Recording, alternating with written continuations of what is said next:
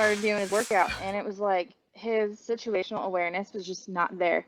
One, I about murdered myself on this cable like lat pull down machine. So I'm trying to get it set up.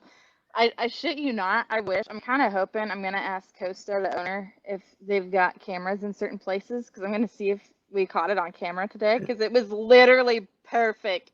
This other guy that witnessed it thought it was hysterical. But I go to do the pull down, and the carabiner snaps.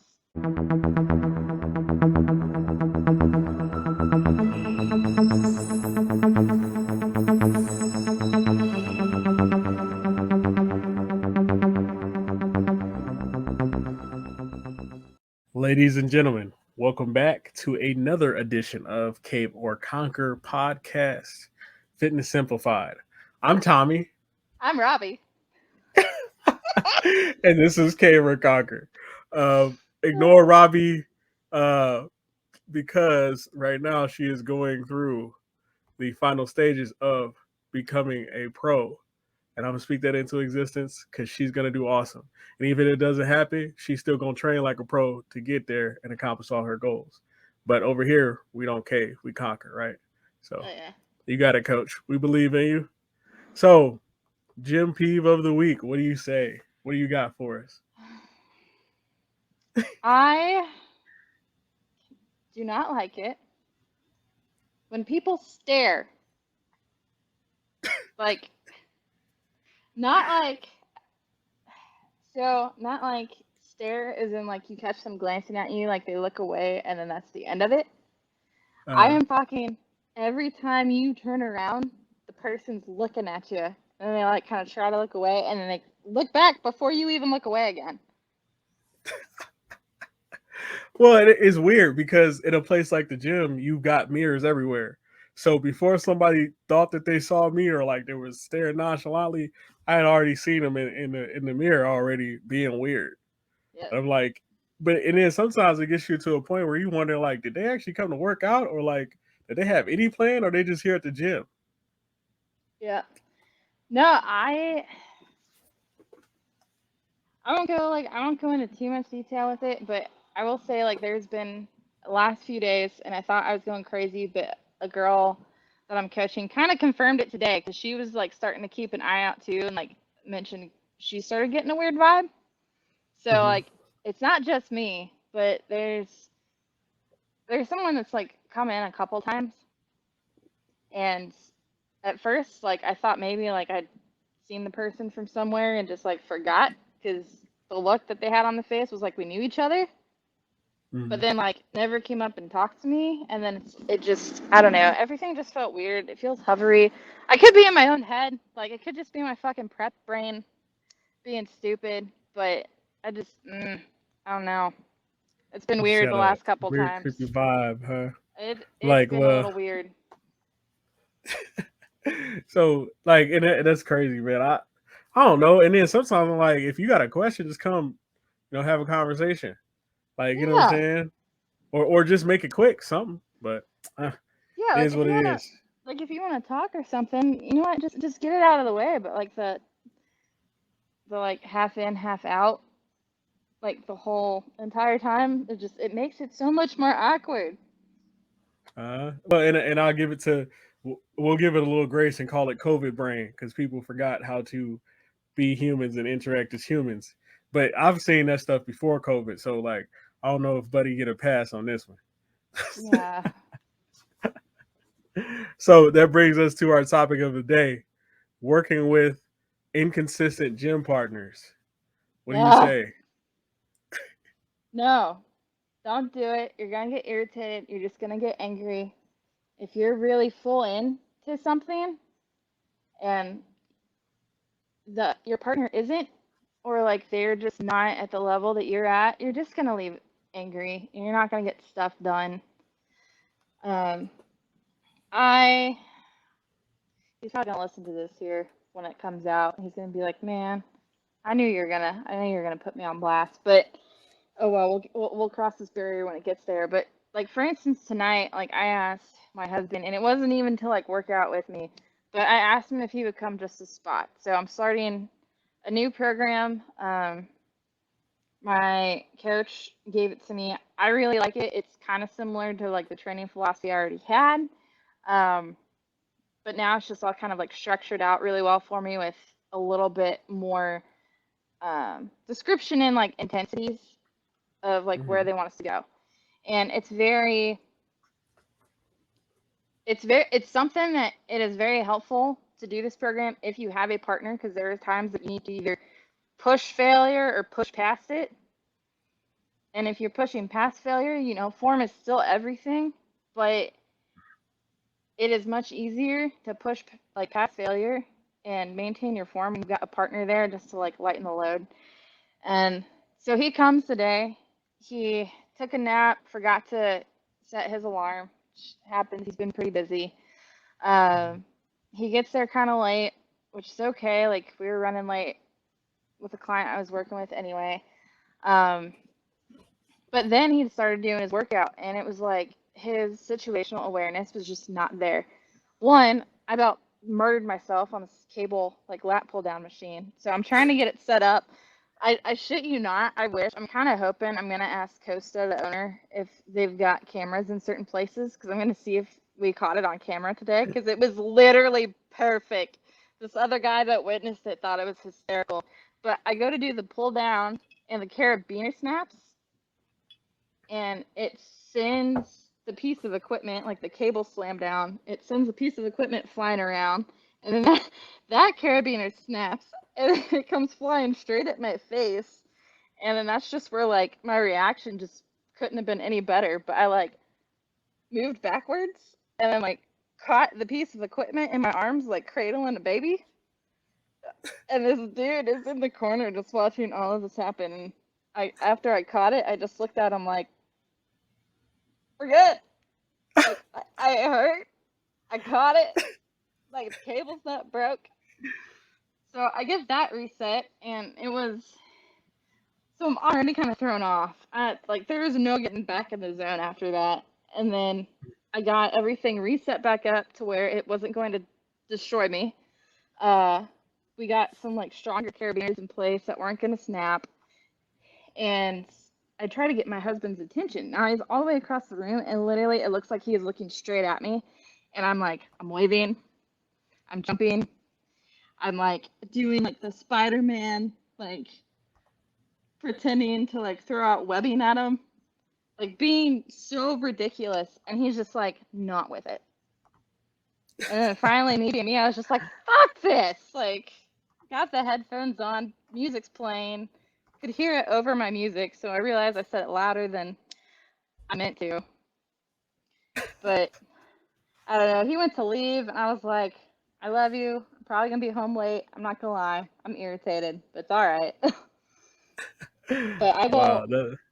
I will never again. We've discussed this before. We don't work well together when we're lifting. I've coached him. It was enjoyable. He liked it, but as like teamwork, no. No. Well, and that is great that you said that, and using your relationship as a reference. It's one of those things where people have unrealistic dreams. Like they see all these memes on social media, like, yeah, we should work out together, babe. You know, da da da da.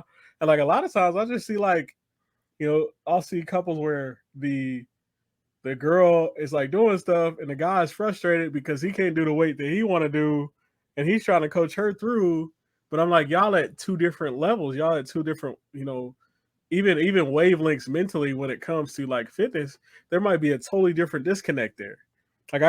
I got a homeboy. He like always want to go super hard, and I'm like, well, bro, I have a program. Like I do this on this day, I do this on this day, and I do that to keep me in the habit of continuously staying in the gym.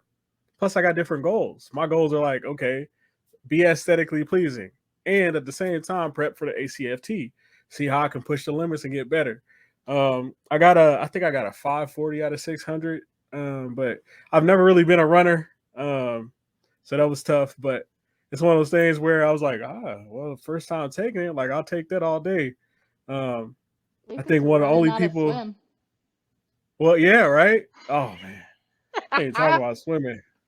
Like you, speaking of gym partners, we were swim buddies I basically, and know. we was out there We struggling. were drowning buddies. We weren't swim buddies. There was no Yeah, swimming that's happening. facts. Yeah, Sorry. No, it's all good. Hey, we keep it real on this podcast because hey, it's 100. It's hard out here. Like, and then also people like I don't know. Last podcast we talk about like mentor shit. Like, have you ever had a gym person you went to the gym with that was like saying stuff just to say stuff, like, and it wasn't even relevant to intensity in the workout? Like, I've had people like, yeah, push, get, dude. I'm like, dog, whose workout is this? And what the hell are you doing? You know what I mean? Like, we said we was gonna do this. Now you want to do this? I'm like, I'm cool with it, but like, you realize we got to go to work after this. Like, we are also people that work at FedEx. You know what I'm saying? So it's like, dog, calm down, cause you'll want to go hard right now. You trying to go hard is gonna ruin you because you're gonna be sore as hell and not want to come to the gym next time I want to come to the gym.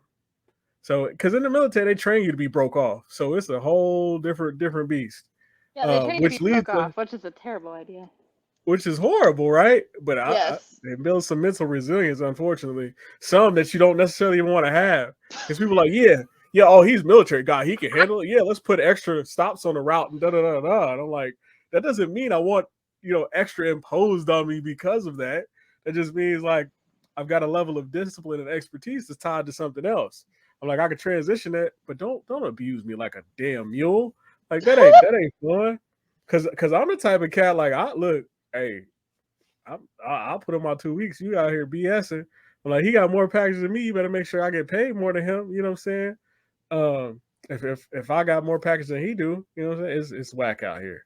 So this leads us because we talked about gym partners and ruining the stamina and all that stuff and throwing you off and you getting hurt out here. I think this leads perfectly to our question of the day. Why are my muscles so sore after a workout? Can you explain that to the listeners?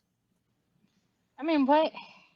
I guess what kind of soreness are they talking about? Like the soreness where like you wake up the next morning and you just Like can't that next day freaking hobbling fatigue. yeah, cause I mean, dude, like think about. I'm gonna keep it simple. If you worked out and you worked out really hard, especially if you're just new getting back into the gym, your body is adapting. Also, when Mm. you're lifting, especially if you're pushing like progressive overload, meaning you're getting better with each one, whether you're pushing strength, like pushing past failure, your volume, the amount that you're doing goes up or whatever. If you're consistently doing that, like you're tearing your muscles Yeah. and then your body's response is rebuilding them. So Mm. I guess the best way to keep it simple without getting all sciencey is you're gonna be sore because you're breaking your body to rebuild it. That's real. That's real. I mean, people, this is fitness simplified because a lot of people don't really understand it. They're like, man, but I think what they're doing is it's paralysis by analysis, comparing themselves to everybody else, even though that person might be sore. They've had more reps and more time in the gym and they have better expectations management. So my Hmm. question is, and a question they might ask actually is, does you ever get to a point where you're not sore? I wouldn't say honestly, I wouldn't say that you ever get to a point to where like you are not sore, but it definitely decreases. Like your amount of soreness doesn't directly correlate to the what's the word I'm looking for. Finish my word, Tommy. Finish my word, Tommy. The effectiveness of the actual Yes. workout, Yes. the results. Yes. Your soreness does not correlate to the effectiveness of your workout per se. So if you've been doing it for a while, you've been doing it for a long time, like you're still gonna have like some mild soreness here and Mm-hmm. there, but it's your body is just going to adapt to it. So yes, That's real. stick with it. It does get better. You will have some days that kick your ass, but if your sleep is good, your nutrition's good, your hydration is good, and you're doing all of the right things, like you're gonna mitigate the negative effects from your workout. So, Awesome. So hang in there, champ. You know what I'm saying? Most of the muscles are gonna be sore. Your brain gets sore when you start learning too much. Then eventually you go back the next time and then you process it and all that information, and it just becomes, a lot of it becomes fairly autopilot, which is awesome because now you don't shy away from the gym because the gym is a part of your life. And Yep. so, that wraps up this episode of, working with inconsistent partners and talking about soreness of the muscles. If you have any questions for the podcast, you can reach us at Tommy Lee at proprag.com. That is Tommy Lee at proprag.com. Please put in the subject and header line Cave or Conquer so I know which podcast is coming from and so we can answer your questions effectively. Again, this is the episode of Cave or Conquer. I'm Tommy. I am the #awkward Lotosaurus Flex. All right, Coach. Peace. So yeah.